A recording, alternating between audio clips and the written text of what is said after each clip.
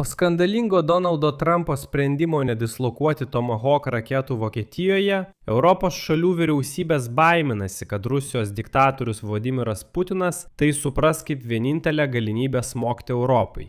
Ir jau dabar pasirodo signalų, kad Vladimiras Putinas skubės pradėti ataką, nes dabar tam yra idealiausias momentas. Europoje baiminamasi, kad Kremlius laikys artimiausius metus ar dviejus, kol Donaldas Trumpas vis dar bus Baltuosiuose rūmuose palankių laikotarpių. O Europos Sąjunga dar nėra sustiprinusi savo karinio potencialo, kaip tinkamą laiką patikrinti vakarų įsipareigojimą Šiaurės Atlanto alijansui. Be to, Vladimiras Putinas pradėjo rodyti signalus apie savo norą užimti daugiau teritorijų, o Trumpas akivaizdžiai tam talkina. Leidinys Politico šiandien apklausė Europos pareigūnus ir netgi atstovus ir daro išvadą, kad Rusija visgi paskubės pradėti ataką prieš Europą. Mano vardas Aleksejus Pičius. Pasikalbėkime kartu apie šią temą, bet prieš pradėdami paprašysiu jūsų užsiprenumeruoti kanalą, paspausti patinka šiam įrašui ir parašyti bet kokį komentarą po šiuo vaizdo įrašu. Tai labai svarbu turinio sklaidai YouTube ir būsiu jums už tai dėkingas. Be to, užsiprenumeruokite mano Telegram kanalą Pičius News, nuorodą rasite šio vaizdo įrašo aprašyme. Ten mes skelbiame operatyvias naujienas, kai tik jos pasirodo. Europoje vis daugiau politikų kalba apie tai, kad Rusijai atsirado galimybė pradėti karą su Europa. JAV pagal Trumpo įsakymą pasitraukė iš Europos, transatlantiniai santykiai yra apvertinos būklės, o Europos Sąjunga dar nėra visiškai pasirengusi prisiimti atsakomybę už savo saugumą. Nors gynybos institucijų atstovai ir politikai neatmeta galimybės, kad Putinas gali pradėti sausumos puolimą NATO šalyje, jie vis dėlto mano, kad tai mažai tikėtina, atsižvelgiant į tai, kiek stipriai Rusija yra išsekusi kare prieš Ukrainą. Tačiau nereikėtų manyti, kad Rusija visiškai nepuola Europos.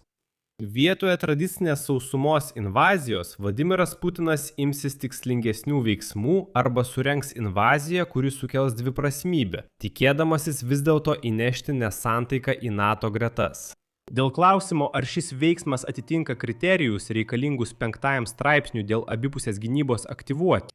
5 straipsnis numato, kad sąjungininkai turi laikyti ginkluotą išpuolį prieš vieną šalį, ginkluotų išpuolių prieš visas šalis. Tačiau priminsiu, Trumpas jau pavadino NATO popieriniu tigru. Ar Europa pasiruošusi tokiam scenarijui?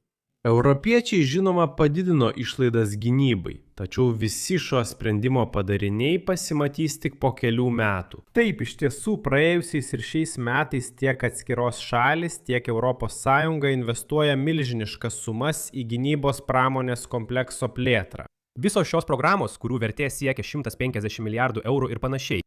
Tačiau pagal ES gynybos užtikrinimo veiksmų planą, pagal kurį ir skiriamos šios lėšos, visa tai numatyta tik iki 2030 metų. ES siekia būti pasirengusi, cituoju, įtikinamai atgrasyti savo priešininkus ir atsakyti į bet kokią agresiją. Tačiau yra problema.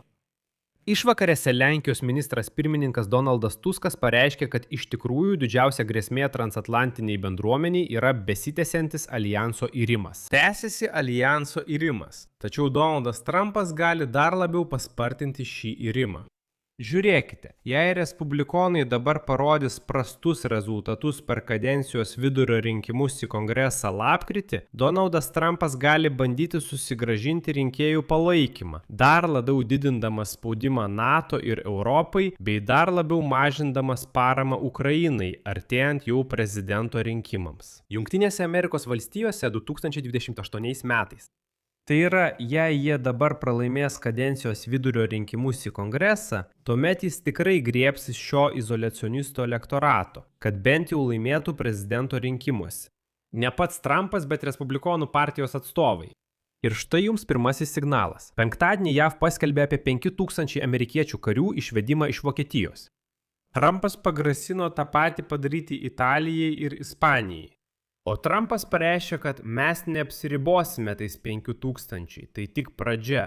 Ir iškart Trumpas išbraukė pagalbą Ukrainai iš JAV gynybos biudžeto. Tai apgailėtini – 400 milijonų dolerių. O JAV gynybos biudžetas kitais metais numatomas $1,5 trilijono dolerių. Taip Trumpas bando tarsi flirtuoti su tuo pačiu MAGA judėjimu, kuris pasisako už visišką Amerikos izoliacionizmą. Išvakarėse Zelenskis beje pareiškė, kad šią vasarą Vladimiras Putinas spręs, ar plėsti karą, ar vis dėlto pradėti tikras derybas. Ir štai dabar Vladimiras Putinas supranta, kad konflikto eskalavimas į kitus karo veiksmų teatrus gali suteikti Rusijai kozirį rankovėje. Išeitis Putinui vis dėlto nėra taikios derybos, o konflikto plėtimas, tam, kad būtų galima prieiti prie tų taikių derybų. Kad vėliau karą prieš Europą būtų galima panaudoti kaip mainų priemonę, būtent per derybas dėl Ukrainos. Akivaizdu, kad Putinas, žinoma, vargu ar ryšys tiesioginiam sausumos įsiveržimui į Lenkiją ar Baltijos šalis. Tačiau tai visiškai gali būti operacija naudojant bepiločius orlaivius. Tai gali būti operacija Baltijos jūroje. Tai gali būti kažkas Arktyje, nukreipta į kokias nors mažas salas. Tai gali būti operacija naudojant tą pačią šešėlinę naftos flotilę, nes ji jau yra militarizuota ir panašiai. Vykdydamas tokią operaciją, Vladimiras Putinas siektų daryti spaudimą Ukrainos Europos sąjungininkams, tuo pačiu vengdamas bet kokios galimos Jungtinių Amerikos valstijų reakcijos. Juk jei nebus puolimo per sieną, tiesioginio sausumos įsiveržimo, Jungtinės Amerikos valstijos gali pareikšti, kad tai neturi tokios didelės strateginės reikšmės. Ir koks blogas bebūtų Trumpas, bet priminsiu, kaip Joe Bidenas taip pat Rusijos plataus masto įsiveržimo į Ukrainą pradžioje kalbėjo apie tai, kad, pažiūrėsime, koks tai bus įsiveržimas. Jei bus tikrai plataus masto rimtas įsiveržimas, tada mes įsitrauksime. O jei bus ribotas, kaip jis sakė, galbūt mes visai nereaguosime. Nors kaip galima bet kokį įsiveržimą vadinti ribotu, tai jau yra įsiveržimo faktas. Štai, bet vis dėlto, yra akivaizdu, kad Trumpas gali naudoti tą pačią retoriką.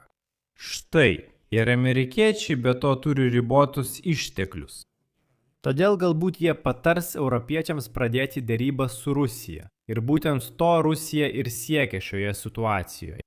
Be to, dabar tokios šalis kaip Lenkija, Lietuva, Latvija, Estija, Suomija ir Švedija teigia, kad Europai skubiai reikia stiprinti savo priešraketinę ir gynybinę parengtį. Atsižvelgiant į vėlavimus tiekiant amerikietiškus ginklus dėl karo su Iranu, be to reikalingos ir tolimojo nuotolio raketos.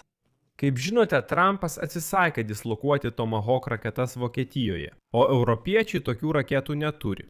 Tuo pačiu metu rusai siunčia signalą, nes apkaltino Baltijos šalis, kad jos neva leidžia Ukrainos bepiločiams naudoti savo oro erdvę atakoms prieš Leningrado sritį. Tačiau kai kurie politikai Baltijos šalise dabar bando sumažinti nerimą. Pavyzdžiui, Estijos prezidentas Alaras Karisas pareiškė, kad Rusija yra labai užsiėmusi Ukrainoje. Aš nemanau, kad ji turi pakankamai galimybių bandyti dar ir kariauti Baltijos šalise. Manau, kad tai yra labai mažai tikėtina.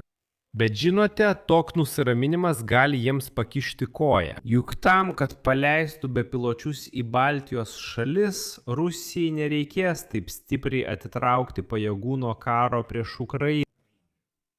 Čia padėsiu daugtaškį. Kokia jūsų nuomonė? Kokios jūsų išvados? Rašykite komentaruose po šiuo įrašu. Prenumeruokite kanalą, paspauskite vartelį ir nepamirškite paspausti patinka. Jei norite paremti šio YouTube kanalo veiklą, žinoma, būsiu už tai dėkingas. Tai galite padaryti bet kokia auka arba mokama rėmėjo prenumerata pagal nuorodas ir rekvizitus šio vaizdo įrašo aprašyme arba nuskenavę QR kodą rodomą jūsų ekrane. Tai viskas. Saugokite save. Visiems iki pasimatymų.